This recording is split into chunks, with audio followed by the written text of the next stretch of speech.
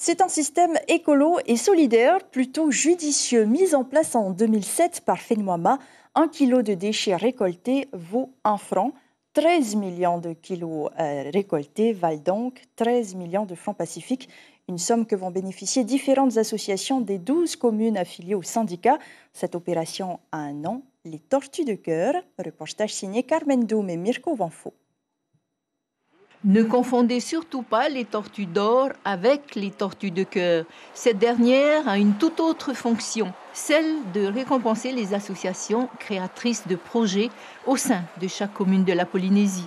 Cette année, 51 associations ont été retenues, validées par le comité syndical de FENUAMA. Nous trouvions que les performances du bac vert pouvaient encore s'améliorer.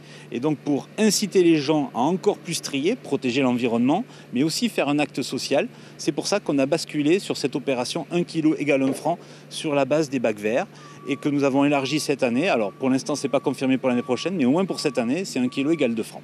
Pour bénéficier de cet obol, le statut de votre association doit être à jour avant de soumettre votre projet. Et chaque année, vous devez rendre des comptes, c'est-à-dire expliquer de quelle façon vous avez dépensé l'argent. Exemple, l'école de Whareroia Mahina. Depuis 7 ans, elle s'occupe d'une petite zone maritime littorale située à la Pointe Vénus, inscrite également dans la pédagogie de l'éducation à l'environnement et au développement durable.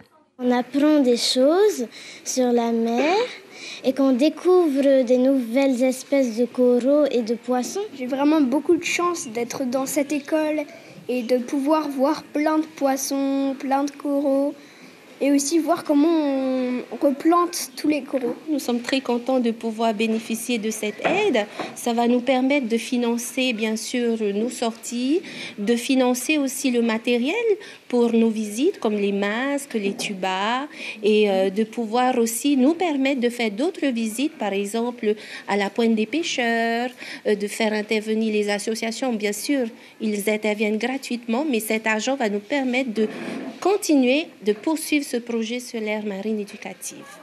Les élèves du CM2 ont aussi un label et pour immortaliser leur soif d'apprendre, ils ont sculpté un perroquet dans du béton cellulaire. L'information en continu sur Polynésie la première, Internet et réseaux sociaux.